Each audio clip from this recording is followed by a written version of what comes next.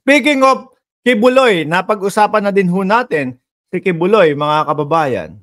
Ano? O eto. Ayan. Balita ho yan, August 23, 2024, mga kababayan. Kung napanood nyo po yung hearing ni Pastor, hindi, wala pala yung damuho na yun. hindi pala lumalabas yun. Ano? Doon sa hearing, no, nagmukha na naman po na press conference ng KOJC o aka Kojik, samahan ng mga Kojik. Ang puputin ninyo eh. 'Di ba? Lalo na yung leader ninyo, si Kibuloy. Oh. Di ba nagkaroon ho ng hearing, mga kababayan, sa pangunguna ni Senator Bato de la Rosa at ni Robin Padilla, na kumbaga, gusto nilang pagmukain ng ating mga kapulisan lumalabis. Lumalabis sa karapatang pantao ng mamamayan ng Davao, mga kababayan. Natatakot yung aming mga citizen dito sa Davao kasi ganito, nakamas pa kayo. Ano naman? Nagkaroon ng COVID, nagkaroon ng problema sa COVID. Siguro maalikabok do sa Davao. Oh. Sabi ni Bato, huwag nyo ano sa akin yan. Kasi yun na lang ho ang pandiin nila, mga kababayan. Yun na lang ho ang posible nilang idahilan para pagmukain na nagtatago pa kayo, wala kayong mga nameplate. Yung mga nameplate, yun.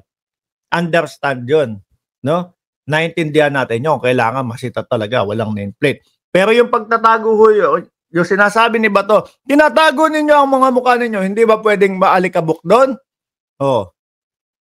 Wala bang karapatang yung mga tao na magmas? Sabi ni Pido Dido 1669. Mabaho ang Davao, andun si Sonsa. Di ba? So ngayon, mga bossing, sa hearing, nagkatapat si Abalos at yung nagpauso ho na lawyer. Pinauso niya na hindi wanted si Kibuloy. Not available lang daw ho. Siya yung nagpauso nun, mga bossing Pero mo, no? Sabi, talagang ginigiit nila na nakasali sila doon sa kaso. Kasi parang gusto lagi nilang isali yung mga sarili nila doon sa kaso kay Kibuloy. Hindi naman sila yung hinahanap. Hindi naman sila yung Pero ito, sabi ni Abalos, mga kababayan, Abalos says Kibuloy still in the country. Nandoon, nagtatago sa loob ng KOJC compound, mga kababayan. Bakit to nasasabi nitong tao na ito? No? Ni Secretary Abalos na nandiyan pa din si Kibuloy, hindi lumalabas ng bansa yan. Ako, nakikita ko no? Nakikita no? Akala mo, namamanmanan. Ako mga kababayan, yung pag-aanalisa ko po sa kanilang mga galawan, pihado po nakikita nila, no? Nakikita nila yung mga galaw ng mga kasama ni Kibuloy, ramdam nila na talagang nandoon sa loob si Kibuloy, tsaka na namamata-mataan ho yan, mga kababayan. Isa sa iniisip ko, hindi pwedeng lumabas si Kibuloy ng bansa kasi mas mapapadali ang kanyang pagkakaaresto. Di ba ho, mga kababayan, hindi lang naman sa bansa natin wanted si Kibuloy. Wanted din ho yan sa Estados Unidos. At naka-red notice, di ba, si Kibuloy, kung di ako nagkakamali, sa Interpol po. Paglabas ng bansa niya, pumunta Malaysia, Indonesia, at kung saan-saan pa. Naku po, Lord. Mas mapapadali ho siya doon, mga kababayan. Tignan nyo yung nangyari kay Tebes. Yung nangyari kay Tebes, pumunta ng Timor-Leste. Yari. Tiklo, huli. Di ho ba? Kaya ang pinaka-safe na talagang pagtataguan ni Kibuloy, mga kababayan, dyan sa napakalawak niyang KOJC compound, aka Kojik, mga bossing. Di lalabas yan dyan.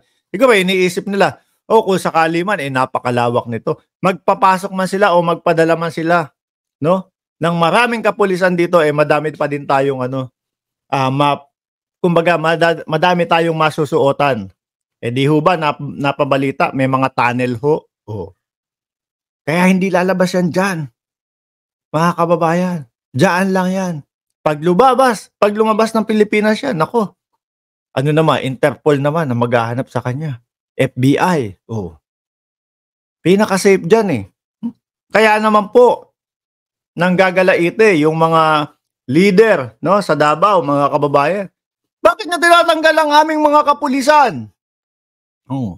Una, tinanggal yung 40, tapos 19, o pinalitan. Tapos, salpak si General Torre. Nako, lumiliit yata ang mundo ni Kibuloy. Sabi ni Sir Tony Ninobla, wanted din si Kibuloy sa US at hinahanap ng FBI. Kaya malamang nasa red notice ng Interpol, kaya tiyak huli siya. Ayan. Jericel Puno, Kabunyog, di ako at kakamping party list 2025. Mark, asan na po si Tebes? Eh, nandoon pa din yun sa Timor-Leste. Kumbaga pinag-uusapan, yung pagpapauwi sa kanya. Mga bossing, no? Bukas po ng umaga may balita tayo. Eto, abangan nyo po. May balita po tayo. May nakasagap tayo ng Chismax, no? Naalala nyo po, Baste Duterte? Siya yung nag-order doon sa Davao. Sabi, no? Ang Davao daw po ay, tahimik, payapa. Biglang nag-order si Bastiano Duterte. Ibalik ang laban kontra droga. 3 araw, tegi. 8 o 7. Nabanggit natin doon. Nako, malamang sa alamang kung yung mga kapulisan tawag doon? Kumbaga hinto muna sa trabaho, napasuspende. Oh. Baste Duterte. Mukhang malapit-lapit nang masuspende ho, mga kababayan. Bukas po yan ng umaga, mga boss, Chief Amo, sir. Muli po, 1,800 viewers. Ako'y magpapaalam na po. Huwag niyong kalimutan na mag-like, mag-subscribe, and mag-share, no? Dito sa ating channel. And para nga po, kayo ay gisingin ni YouTube, mga kababayan. Naumpisa na yung live natin bukas. I-subscribe nyo ang channel natin at piliin nyo yung all sa notification. Maraming salamat and God bless po sa ating lahat.